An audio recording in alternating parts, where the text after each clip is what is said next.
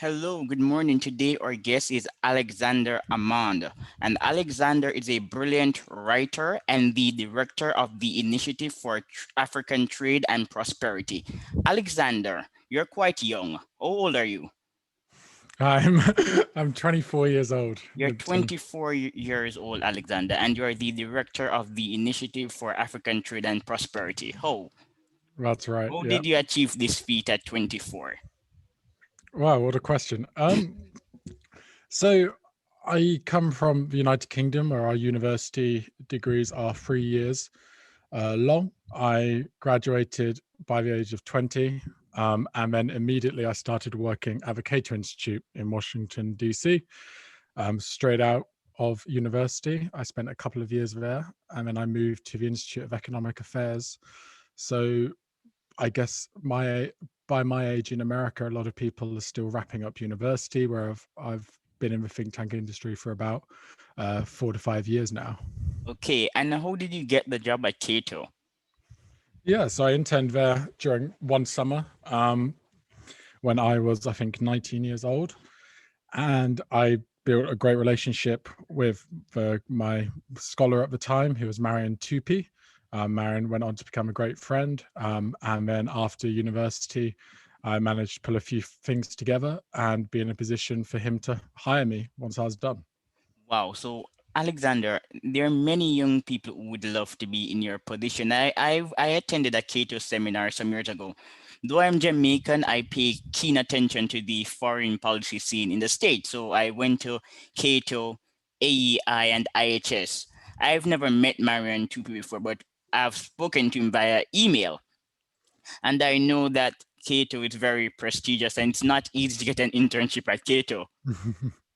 No, I think they say the application rate for a Cato internship is a lot lower than the success rate for a Harvard degree. So that puts into perspective.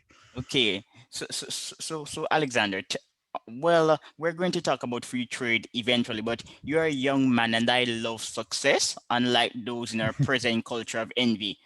What's so special about you? How did you impress your seniors at Cato? Because today you are a director, and obviously, since you were employed by Marion, clearly you are a good intern. Well, thank you, Lipton. It's a peculiar one. I think I'm very lucky to work in a field that I'm deeply passionate about. And when you're passionate about something, it doesn't really feel like work.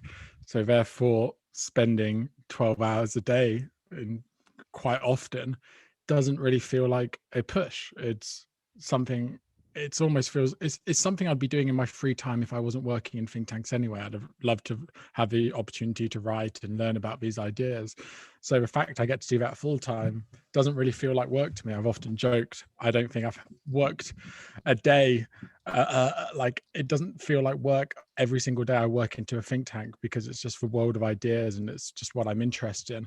So I think that's how I do it. But I generally, I know it's so cliche, but I think everyone can do it as long as they use their initiative and just work very, very hard and are receptive to feedback. Yes, that's very important. Now, Alexander, you are also a champion of economic freedom, and today socialist sentiments are on the right in the developed world and also in the developing world.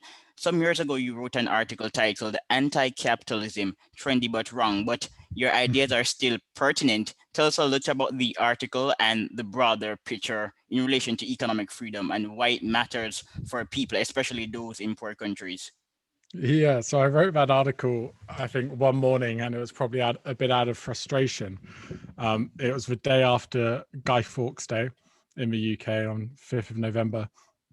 And the night, normally on Guy Fawkes, there's what's called a Million Mask March, where thousands of people across the world essentially march down their capital cities wearing these V for Vendetta style Guy Fawkes masks, to express how dissatisfied and angry they are with capitalism.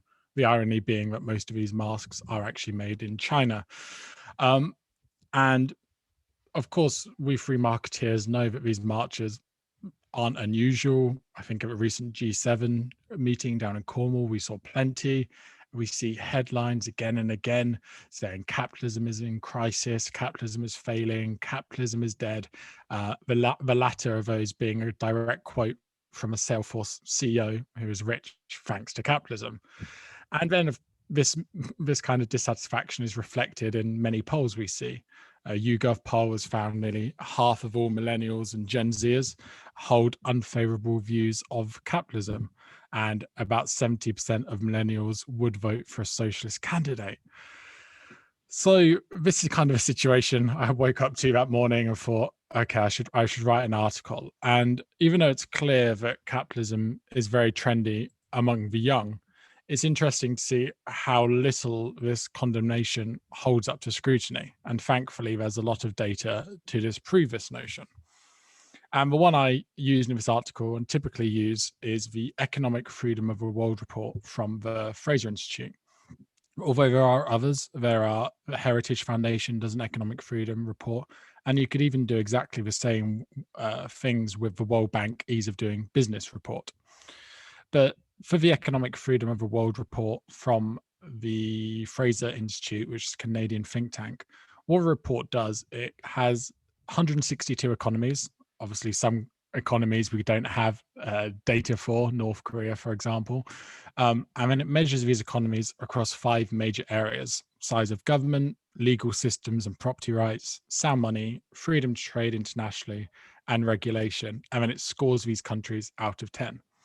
And for these 5 areas, the Fraser Institute collates the data from a range of institutions, but mostly uses things like the World Bank, the IMF, the UN. So they basically just take legitimate data and put it into their index.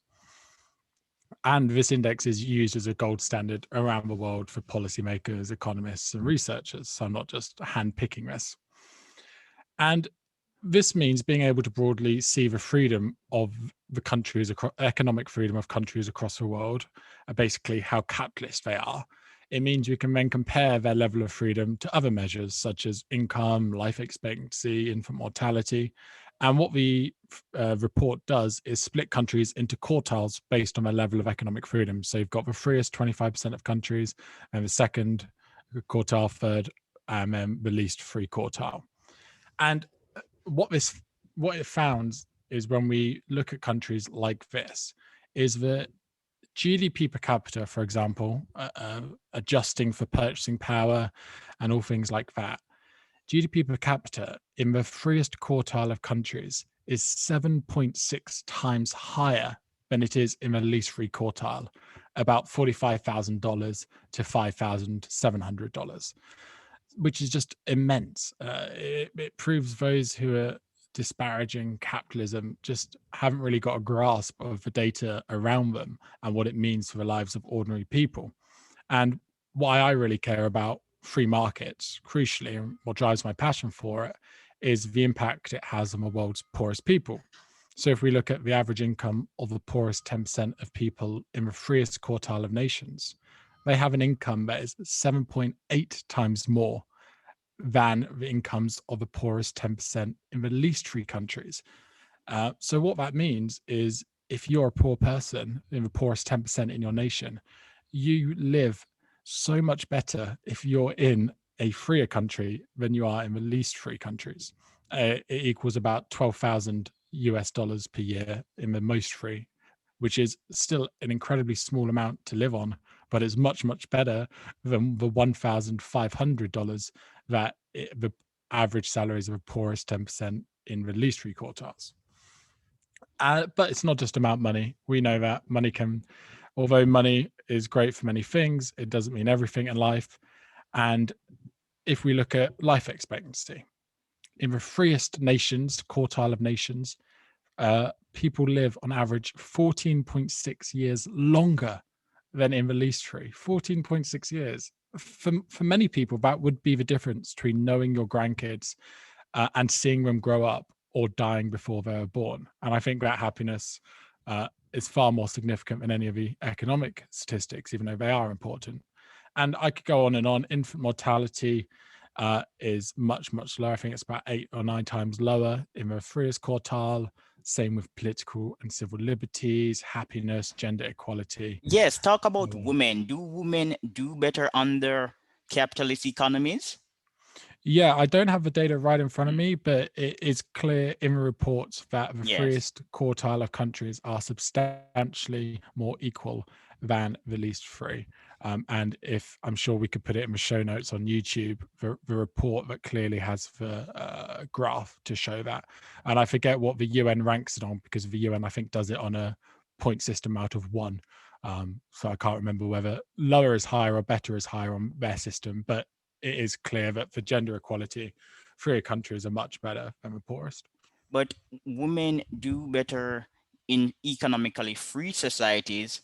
They also experience less discrimination. And what is quite spectacular is that in a free market economy, innovations are more rampant, and innovations disproportionately benefit women because for a long time they worked at home. So, for example, the washing Mhm. machine has actually increased the lifespan of women.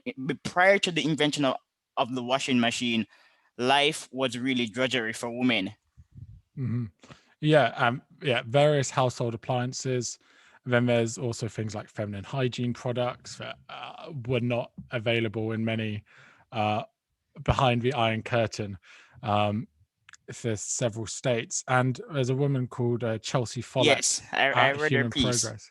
Yeah, and she does great long policy papers comparing women under socialism and under capitalism, and does various articles on what we're discussing right now and how some of the most socialist regimes are the harshest on women. Yes, yes, Alexander. And I'm also quite happy that you mentioned happiness. People report higher levels of happiness when they reside in capitalist economies. After accumulating wealth, one can get the luxury to focus on issues that are not related to economics or material goals. Yeah, absolutely. There are much more important things for people's happiness than money, but you need to have a basic standard of living in order, a basic income to come in order to feed your kids, provide shelter, feed yourself, um, and basically almost like Maslow's hierarchy of needs. You need to have Yes. a basic level before you can then attain other things.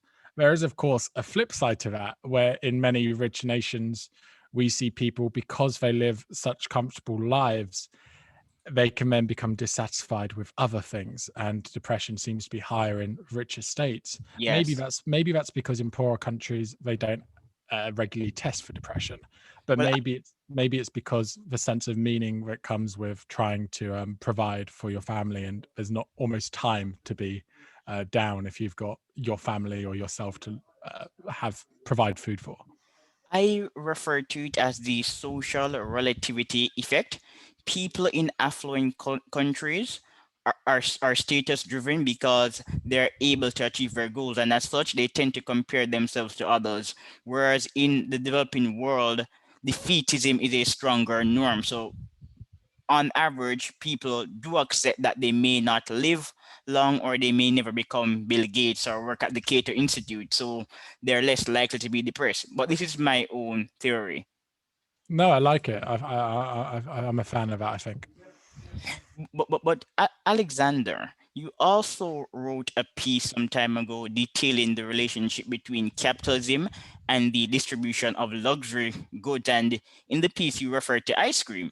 So, for example, we're often told that capitalism does not have a trickle down effect. In other words, the rich get richer and the poor get poorer. But what we do know is that this trickle down effect is actually real. Resources trickle down from the rich to the poor because of capitalism. Due to capitalism, innovations are more persistent and poor people are able to purchase luxury goods. So there is a trickle down effect in capitalism. Oh, completely. Virtually every good we have around us at one point was very expensive. we know mobile phones used to be tens of thousands of dollars when they first came out and highly inefficient. And then over time, they improve and become more affordable. And that was the article I wrote on ice cream was a funny example of that. I think it was 400 or so years ago. It was only reserved for kings and queens, and it was enormously expensive. Not only in itself, but to store. Having refrigeration meant you then had to basically have servants to haul up ice from the local lake, put it in your ice house, regularly attend to it to try and ensure that you have refrigeration year round. And no, it was just out of the realms of possibility for most normal people. And humanprogress.org does do a lot on comparing just average day items and seeing how much they've fallen over time. But it's multiple times cheaper for virtually every good, and they become more efficient as well. And that's what people don't realize. I remember there's a piece at some point talking about a president about 100 years ago, and his son died of just an infected blister. Whereas nowadays, virtually everyone in the developed world will have just, you could take antibiotics and you'll be fine. And the same is true. I think Mozart died of a common cold, whereas a few days ago I was reading a story about a horse in England is now getting an artificial limb. So it just shows that even the kings of yesteryear live nowhere near as good lives as we do now. And just imagine being a king 500 years ago. How would you communicate with people? You'd have to write a letter. Okay, then how would you get it? You'd have to use ink. You wouldn't have a pen. So you'd have to do that. And then the letter would be posted by horse. If you were doing it internationally, it would take days, if not weeks to arrive, depending on how far you're going. Actually, it wouldn't take days. It would definitely take weeks, if not months. Whereas now I can message my friends in the United States and Africa in half a second. So we live much better lives than And king and any queens. time. Yes, we do. Apart from kings and queens in the last 100 or 50 or 60 or so years. Yes. Yeah. I call it the technology dividend. So for example, because of the internet, I can write a book. I may also write an article and get paid. There's also Substack and many other ways to utilize the internet to increase our income. And the internet does not judge us by IQ. Most YouTubers who have done exceptionally well, their channels are funny. They're not really serious. Yeah. So And we've seen that in continue. the last year. We've seen that in the last year more than any, where so many of us have had to work from home. But it does create a more enterprising culture, I think. Yes, the I think. technology dividend. Mhm.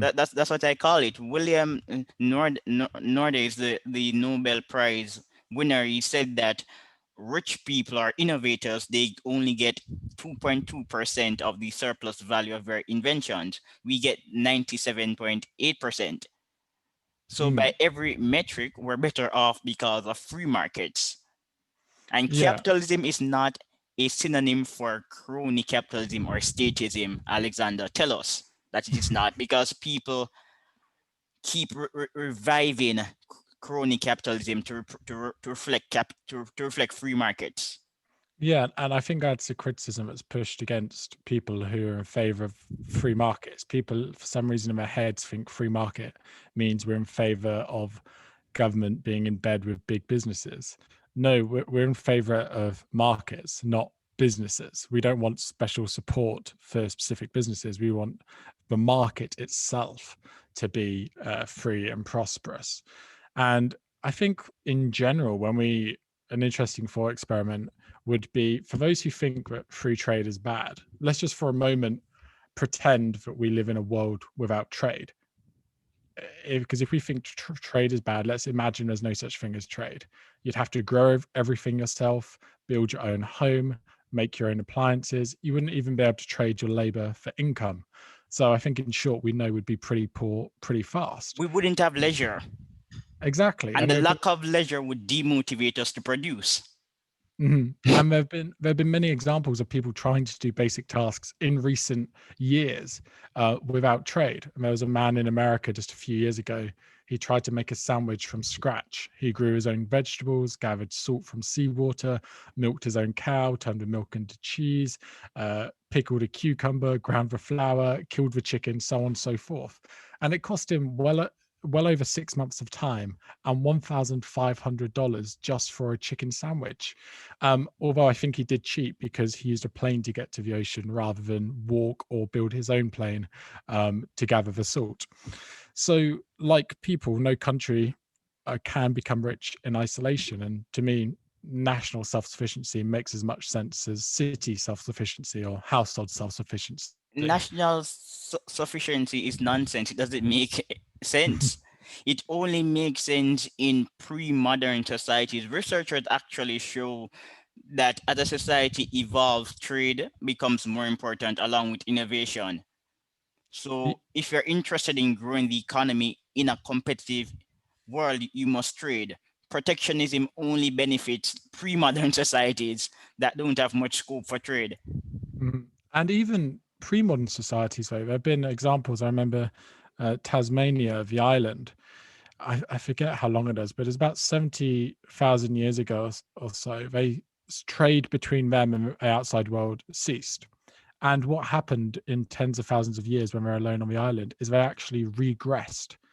Um, Before, when they were trading with everyone, had the outside world, they had fire, they had fairly decent fishing techniques, other knowledge like that. But then over time, when trading stopped, they actually regressed. And by the time they kind of rejoined the economy, they didn't have fire, they didn't know how to fish, they didn't know how to do all these things. So trade is not only a trading of items or services, it's also Knowledge a trade. transfer. Exactly, as Matt Ridley says, ideas having sex. Yes, I made that point in a previous interview. No, in pre-modern societies, agriculture is important, and agriculture requires conformity and collectivism. But as society evolves, we become more individualistic and innovative. So trade is automatically more important. But there are examples of pre-modern societies regressing because they don't have trade. But the idea that modern societies can survive without trade is just silly. Yeah, and I think a great example is if you just look at your cell phone or I'm sure the same is true of your laptop. The cameras from Japan, the accelerometers from Germany, using US technology, the gyroscopes from Switzerland, the batteries from China. It was probably assembled in China. Some of the minerals which are needed, like the cobalt, are from Congo and other African states. So imagine one nation trying to do all that. It just would be impossible. And now, for example, phones are fairly cheap. But now imagine there's even no trade or high tariffs are put in place. That means we just then wouldn't either be able to have one or they'd be super expensive and the poorest people in the world wouldn't be able to afford them, which is the case now. And mobile technology has been doing huge things for the developing world, such as Africa. Yeah, but Alexander, let's talk about migration for a while. If free market economies are so bad, why are people migrating to Canada, America, New Zealand, and Australia? Why don't they go to North Korea? Well, I think that's the interesting thing is when we actually talk to, it seems in a lot of the polls, when we talk to immigrants, they actually appreciate the opportunities of freer nations. So even though domestic citizens may not be happy with the state of the world they find themselves in, immigrants often welcome the opportunity um, for that opportunity and freedom to give it a go, as it were. Yeah, Chris Advisory just did a study saying that Muslims are happy living in England. Poor people are from regressive countries, they're also quite corrupt, and America and England offer an opportunity for them to excel.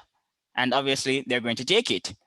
But when you live in a place like the UK or Canada, after a while, you become quite entitled. Yeah, because I think when you visit poor nations, some people make the absurd argument that some nations are poor because of destinies or No, IQ or laziness, and that's all fantastically wrong. But so when you visit poor nations, what you see is you don't see lazy people. You see people who are trying to use all their time and effort to work hard to provide for their family. But what do they have to deal with? They have to deal with tough bureaucracy, license requirements, bribes, corruption, tariffs, high taxes, no property rights, and a slew of other barriers. So imagine trying to live that every single day. So when you come to a country that's got a much freer economy and you don't have to deal with a lot of that, it's must be so liberating. It's just like Indian immigrants in America. Indian immigrants are doing extremely well, but many of them, had they stayed in India, would not have been as wealthy. Mhm. And why India is bureaucratic, corrupt, it's also tribal, and the caste system is still quite important. Yeah, in India, sorry, Indians coming over to the UK too. They a lot came over after in about 1950 after World War II, and they are. It's obviously hard to generalize an entire group of people, but they're incredibly entrepreneurial, and often it is the case that Indians and Pakistanis. I don't know the data off the top of my head, but a lot of shops are run by Indian and Pakistanis across the UK. So I think there was to a degree of them seeing an opportunity to take a risk um, and basically trade and trying to make something of their lives in these new countries. And I think we do see that in across the world in say the UK, Western Europe, and America. Immigrants are far more likely to start a business than native born citizens are. Yes, and many natives are the children of immigrants. We can talk about the technology sector, for example. Sergey Brin and his co-founder of Google, Larry Page. Yeah, Elon Musk. Yes, but Alexander, you made an interesting point. You said that some contend that countries are poor because of laziness, and I do not view such an argument as dubious. Let me tell you why. Affluence can change our perception of the world. Affluent countries are more innovative, and they also demonstrate a future orientation of time. And as such, the absence of property rights can demotivate people, and demotivated people are less likely to innovate. So they're not naturally lazy. The laziness is an effect of insecure institutions. Yeah, okay, I might agree with you there. Yeah, yes, That exactly. When success is evident, you are inspired to become a success. When most of your colleagues are failures, you tend to view success with suspicion, and this has been proven by studies. So envy is actually a consequence of insecure institutions. mhm. Yeah, I think I agree. When I was making that uh, lazy, you don't see lazy people point, I meant it in a way that some people claim that poor nations are poor because of lazy people, whereas uh, I guess laziness could be a consequence of poor institutions rather than, say, inherent in a race, which is sometimes what people have made, the same people who make the IQ arguments, for example. Yeah, so for example, productivity rates. If we judge poor countries by productivity rates, they're not quite exceptional. However, productivity is influenced by the quality of institutions. So again, if you live in a poor country, I'm not saying that automatically you're lazy, but you don't have a strong incentive to work. You may never be rewarded by fellow entrepreneurs or even by the state. Yeah, that's completely Yeah, right. but Alexander, you also published a piece. I read it several years ago and I like it a lot. It's titled "The Myth of Deforestation." Yes, I really like it because some tend to make the argument that capitalism is inducing environmental degradation, but that's not true. No, it's not. It's essentially so in the article I first touched on, it's been a while since I've looked at it, Yes, yes. but I think I first touched on forest area and essentially showing that it's not declining as much as we think it is, purely because in many countries afforestation is occurring, Let me meaning read up an excerpt. Anyhow, slightly more than 31% of the world is covered in forest. The world does continue to lose forest area, but consider the rate and location of this loss. According to the United Nations Food and Agriculture Organization, the annual rate of deforestation has more than halved since the 1990s. Between 2010 and 2015, the world has gained 4.3 million hectares of forest per year, while losing 7.6 million hectares of forest per year. That accounts for a net decrease of 0.08% of forest each year. Yeah, which is declining as well. So the reason that is, and that surprises a lot of people, and it's a notion in environmental economics called the environmental Kuznets curve. Yeah. And it's a hypothesis that is as environmental damage increases in tandem with economic growth, but only until a certain income is reached. And once people are wealthy enough not to worry about day-to-day survival, environmental degradation stops and ecosystems begin to recover. And the environmental scientist Jesse Ozabel has suggested that once a nation achieves a GDP per capita of about $6,200, deforestation stops and afforestation occurs. And it's not actually just Western Europe and North America where forest area is now increasing. It's also in China, in Russia, India, Vietnam, all these emerging nations that have reached the $6,200 mark. Um, and if we do look at, say, the UK, for example, we have more than doubled our forest area in the last More 100 than years. tripled since Yeah, 1919. yeah, yeah. It was more than tripled. I think it was doubled in England. In the UK, it tripled. I think it was. Various semantics between Scotland, Wales, England. However, deforestation does can occur in the poorest countries, and scientists have actually found that the environmental Kuznets curve holds true for loads and loads of different things, such as water pollution, carbon dioxide emissions, nitrogen sulfur emissions, biodiversity. And if we think of it, if we take three apex predators, so let's take lions, tigers, and wolves. Wolves, their numbers have grown rapidly in the last few decades, and they primarily live in Western Europe and North America, richer countries. Tigers, their numbers stagnated since sorry, they were declining for a while and they've stagnated for a couple of decades and are now increasing. They primarily live in Russia, India, Bangladesh.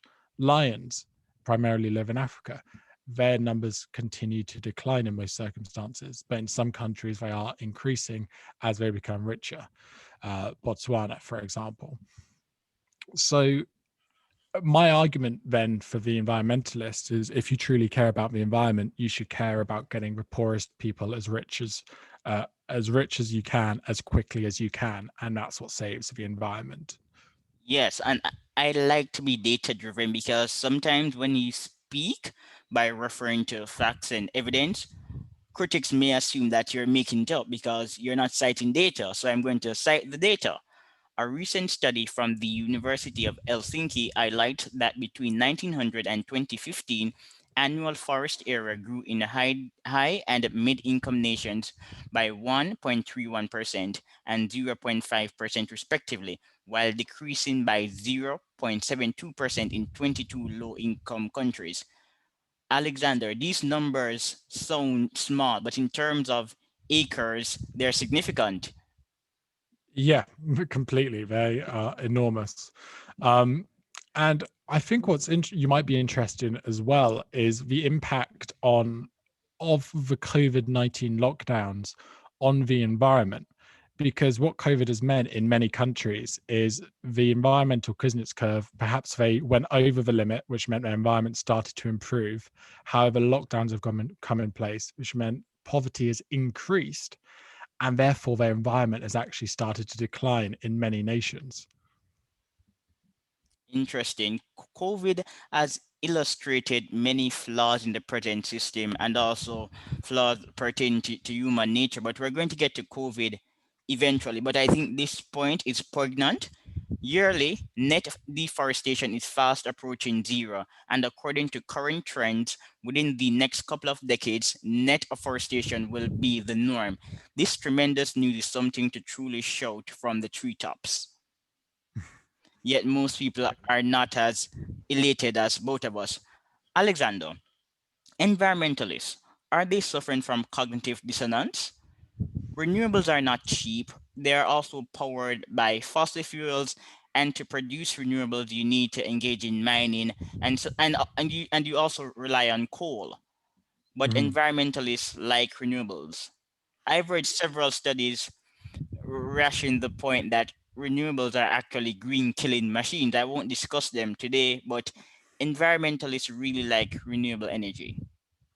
Yeah, and so there's 2 points about Lipton. I think the first is with the environmental Kuznets curve. I wish a environmentalist who is on, say, the left gives me a debunks the environmental Kuznets curve for me. I wish they can provide an argument because I just haven't seen one.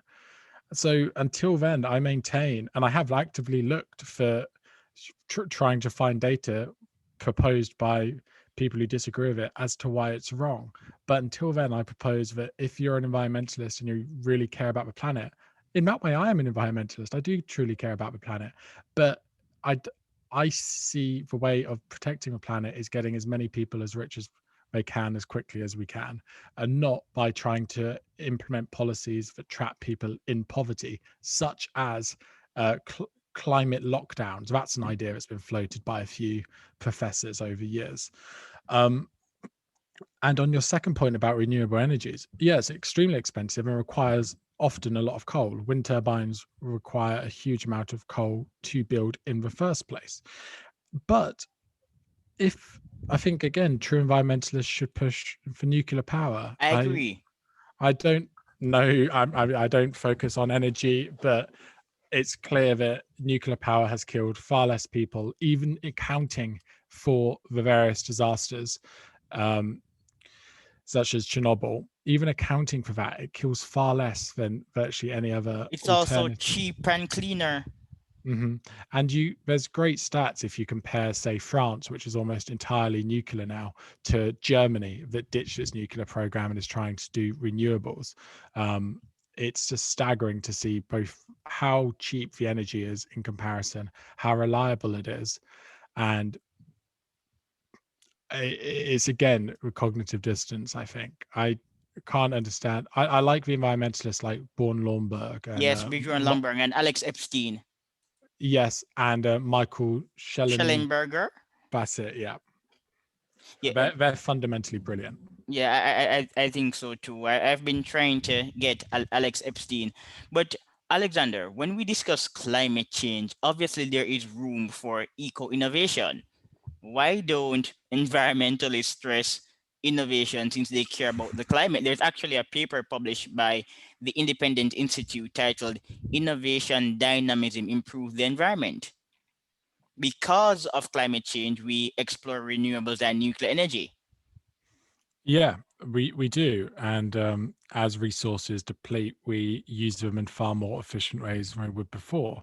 But I think a great example of innovation helping the climate or helping the environment, not just for climate, is if we just look at the world around us for a second. Again, let's look at our phones.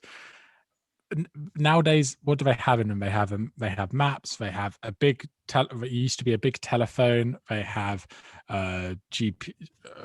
Sorry, they have a camera in them. They have a voice recorder in them. They have a newspaper in them.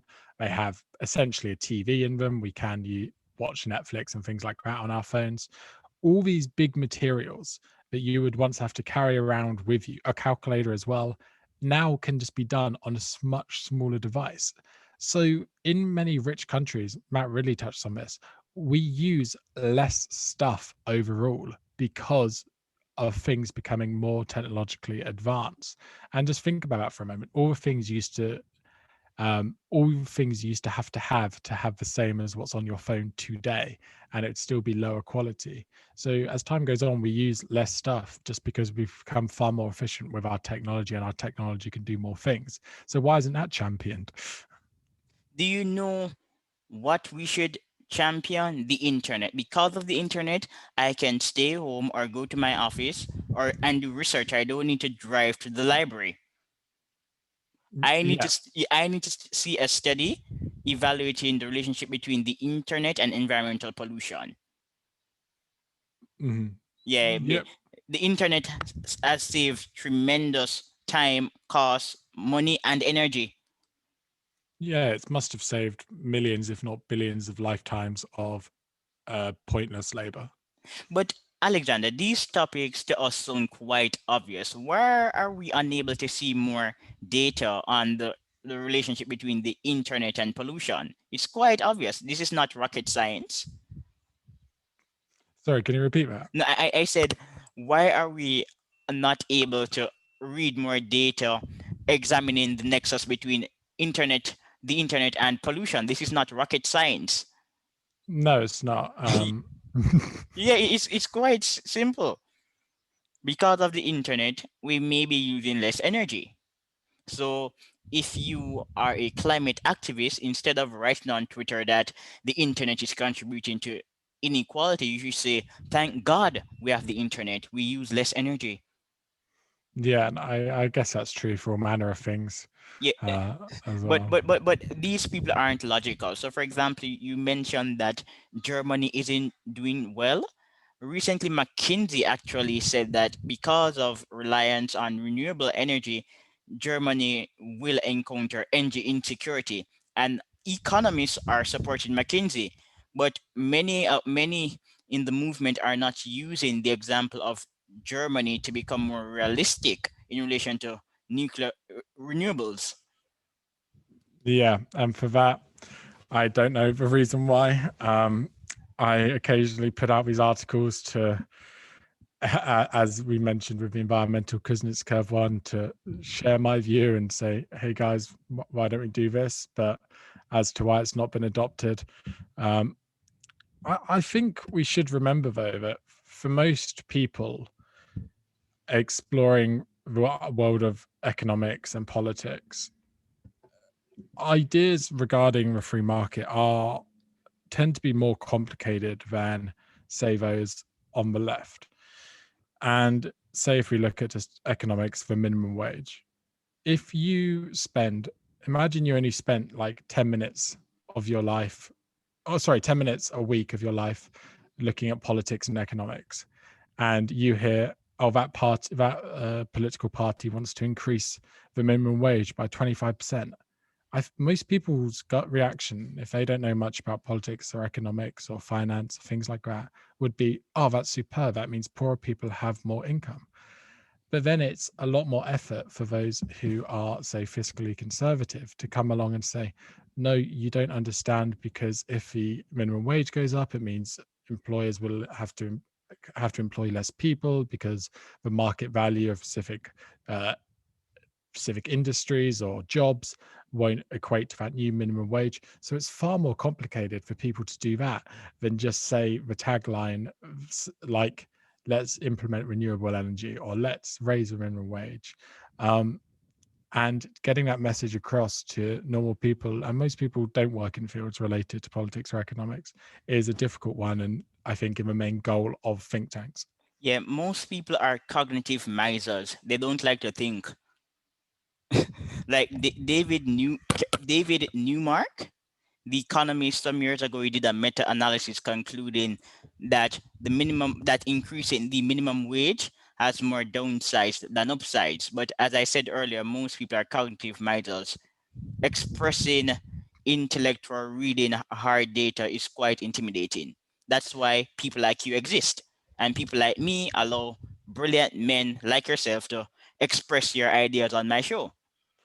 Well, thank you. But I don't think we should hold it against, say, I don't want to use the term normal people, but people who don't work in the world of ideas, um, or politics or economics. I don't think we should hold it against them just because if your job has got nothing to do with anything to do with these ideas, and say reading the news, it's just, you can do it, you don't have to, you'll pick up on the general gist at work with your friends in conversations.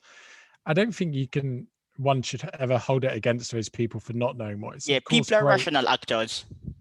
Exactly. And they allocate their time to what they um, perceive to be the best benefit of it. And if in their day-to-day lives it doesn't benefit them to read a policy paper about economics, it's hard to see why they would do that. Yeah, they're rational actors. It's just that sometimes people, well, not just ordinary people, but in general, individuals are confident in their ideas. And if you're confident in expressing views that are incoherent or just downright wrong, you may annoy individuals who take time to study the data properly.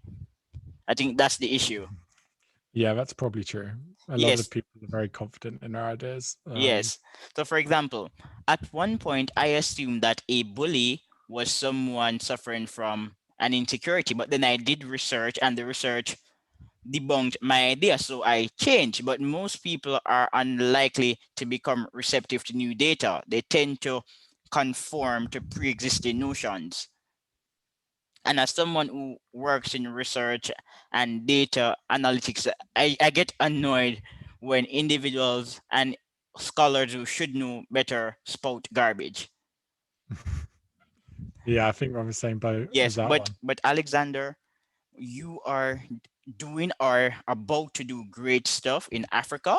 So I'm going to switch a bit and talk about another paper you wrote for a fee titled To Prosper, Africans Must Be Free to Innovate. And this piece was commentary on the patent system in Africa. Hmm. Yeah, so essentially, I wrote this piece and it's in regards to the new African continental free trade area, which I think we should maybe touch on next. Yes, yes, Um, yes. But but we're going to talk about the patents first. yeah, so despite Africa's great tradition of innovation and creativity, when it comes to patents, unfortunately, this just isn't shown. And of course, we could argue about if patents should exist or shouldn't exist. That's a But fascinating debate. yeah, you should get Terence Keeley on again to talk about that for No, I sure. need, he accepted the interview, but we're yet to schedule a date. Okay. Yeah, definitely bring that up with him. He'll love that. We had him on an IEA debate, which you can find on the IEA London YouTube channel. Him debating whether patents should or should not exist. But anyway, pragmatically, it looks like they aren't going away anytime soon. And if we look in 2017, African countries just registered 1,300 patents compared to almost 600,000 patents from Asia and 116,000 patents from Europe. So there's a huge deficit there. And what's more, the majority of African patents are registered by non residents. And the simple reason for this is because patents registration is very, very expensive in most African countries. In Kenya and Ethiopia, in Kenya, it's 13 times average incomes. In Ethiopia, it's 8 times average incomes just to register a patent. Whereas in America, it's just zero point 0.1 times average incomes. And then again, some technology needs to be registered in every single African country. But there are some examples. Botswana, Tanzania, South Africa, they all have patent registration costs far below the African average. And partly as a result, they have much more patents, innovation, and therefore, in many instances, they have a much more diverse export market too. And my hope in writing this article was the African Continental Free Trade Area wasn't yet in place, but competition and intellectual property comes under phase two of their negotiations.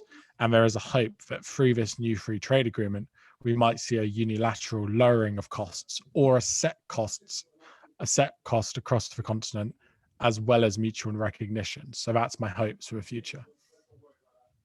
All right. But patents are important, Alexander. So, for example, startups with patents are more likely to grow because they can use a patent to leverage funding. However, research again tells us that when Mhm. innovations are released into the public space, people are more innovative because they can improve on these innovations. And the truth is that Africa is a developing region and regulatory policies are not conducive to growth in poor countries. Poor countries need to allow their markets to develop before thinking about regulations.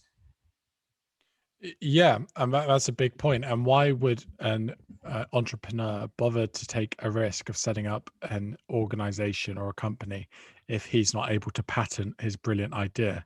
Who knows how many tens of thousands, if not hundreds of thousands, of brilliant ideas or products that we've never seen just because of how difficult it is for someone to set up a business to start selling it.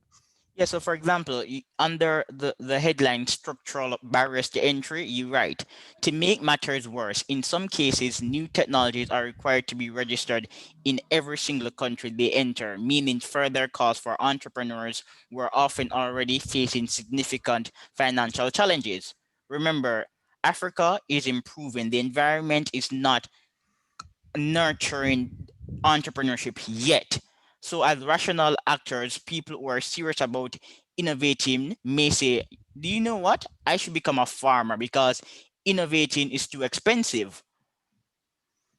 Yeah, and why wouldn't you do that if you could potentially risk your livelihood in not be, in trying to set up a business and to fail because of needless regulations? You're not going to take that risk in the first place. But as you mentioned, things are beginning to improve across Africa for free marketeers like ourselves, and there's no better sign of that o- than the African Continental Free Trade Area, which was formally implemented just 6.5 months ago, 1st of January this year. And the goal behind that is within 13 years to have 97% of tariffs on goods and services traded between African countries completely removed. And this could be a huge boost for the continent's economy. There's about 37 countries have out of 55 have fully ratified it. 54 states have signed it, show their agreement, which indicates they will ratify it in the future. And only one nation, Eritrea, often known as the Hermit Kingdom of Africa, Yes. has yet to sign on. Um, and the benefits of this 97% tariff reduction are likely to be huge. Yes, Alexander. So, this agreement could actually free Africa from the export trap. In a way, yes. So the World Bank has predicted if it's fully ratified and fully enacted by all states, within a couple of decades, 30 million people will be lifted out of extreme poverty, about 68 million from moderate poverty, boost regional incomes by about $500 billion. And then the World Bank also says the poorest nations will see the biggest increase, and wages for women, men, unskilled, and skilled laborers will increase by about 9 to 10%. But for you talked about the export market, this is hugely great news because intracontinental trade, so trade between African countries, is 3 times more likely to be higher valued manufactured goods. I was just about to make that point, but continue. Okay, I beat you to it. But yeah, so when African states trade with each other, 3 times more likely to be manufactured goods compared to goods that leave the continent. And as commodities already make up about 70 or so percent of total exports in about 75% of African countries, diversifying the export market is important. And that is important, people might ask why, because commodities are actually more prone to price fluctuations, which means economic volatility, which then threatens basically the business market itself. Um, and it does, having a big free trade area does encourage investment as well. As right now, if you wanted to set up a factory, and I know you decided Burundi is one of the poorest countries in the world, but it's got a very, very small market, of course. It's got a very small population. Why would you set up your factory there? You wouldn't really at the moment. Whereas if it was part of a big free trade area and you could trade with a market of the entire African continent, which equates to about, if it was together as in GDP terms, about the fifth biggest economy in the world, you would then be more incentivized to set up your businesses in the poorest nations because it will mean cheaper labor, cheaper goods, and then you can trade with the rest of the continent. So, in a way, yeah, I'm optimistic that it could could, if all things are successful, kickstart a African industrial revolution. Yeah, and Alexander, export products are linked to income inequality. So by engaging in trade, Africans can move up the value chain. And this is an area that we must discuss. Trade promotes trust, tolerance, and diversity. So because of trade, we're going to see new cultural preferences in Africa. So I'm predicting that the region will become tolerant and less ethnocentric. Yeah, well, there is a, as we mentioned with the economic freedom report right at the beginning, there is a link between equality of all types and toleration and capitalism. It's why, if you're trading between, say, two tribes, it makes much more, if you've got goods to trade and there's no barriers in the way, it makes much more sense to trade goods than fight. And we've seen that in, even in pre-colonial Africa, there were vast trading networks across the continent. Ghana, Mali, Axum. Exactly, and these are, they kind of acted like, these big commercial towns acted like nodes in a great big African trading hub. Um, and trade, it's incredible to see some of these trade routes all the way from, say, South Africa up to north of India, or to the up to the Mediterranean, all the way up to England in some situations, and across the Sahara, all things like that. And perhaps that's one of the biggest benefits of a free trade area. It's removing the, one of the worst colonial legacies, which is destroying these vast trade networks. And the free trade area kind of removes the arbitrariness of the borders that were drawn up by the Europeans at the 1884 Berlin Conference, which is also a peculiar thing, because in Africa sometimes you do see a fair bit of nationalism, but then at the end of the day, and I know it's almost cliche to say because it is repeated, but the borders there are still in such an arbitrary manner that being able to remove that and trade freely would go a huge way in removing this negative colonial legacy. Because often what would happen in world history is colonizers and empires normal, but as colonizers, when they would take over administrations, they would typically leave business and trade and large trade routes relatively alone, because they knew that's what brought the wealth. However, for Africa, in many circumstances, these trade routes were destroyed, and that is probably one of the most harmful legacies of colonialism. So the free trade area being able to remove that is a huge step forward for the continent. Yes, and Africa has a long and distinguished history of free trade and markets. Yeah, Western civilization institutionalized capitalism. It did not create it. exactly. And if anything, the colonial structures in a way undermined the legacy of free trade. George Ayeti said that before colonialism, Professor George Ayeti is a Yes, professor of African I would love to history. have him on the show. I'm trying to get him. Oh, okay, I might. I'll email him for you and Yeah, see all if you can right. get him on. But he said before colonialism, free trade routes crisscrossed across the continent. Goods and people moved freely among with them, and of course, taxes and sporadic barriers to trade did exist. But by and large, from like Timbuktu to Cairo, Luanda to Zanzibar, enterprising African merchants freely traveled great distances to buy and exchange goods.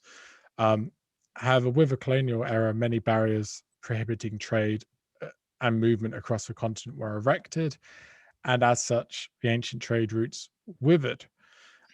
So hopefully, we're undoing that negative legacy through the free trade area once it's implemented. And fingers crossed it goes ahead. There are a few problems with it. The problems are that some states seem to have just ratified it to get their feet around the negotiation table. Nigeria probably being the best example of that. They've ratified a big free trade area, yet they still have their borders partially closed with trade with their neighboring countries. That doesn't really seem like an act of a free trading, or a country ready to be free trading.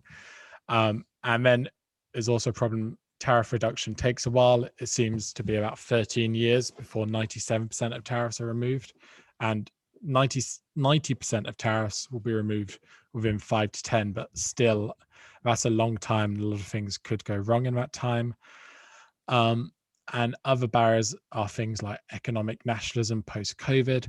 However, that's why I've set up my brand new initiative for African trade and prosperity. As we Yeah. mentioned, there's huge benefits of a free trade area, but there are also problems. But right now does present a unique opportunity because the free trade area is in the news a lot. So it's a unique Yes. opportunity to And get. you're writing on it quite profusely. Yeah, so I've set up a new organization that's a project of the Institute for Free Trade.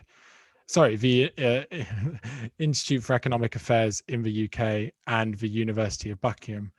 Um, and our goal is essentially to champion African free market solutions for increased prosperity by supporting those on the ground to best make a change.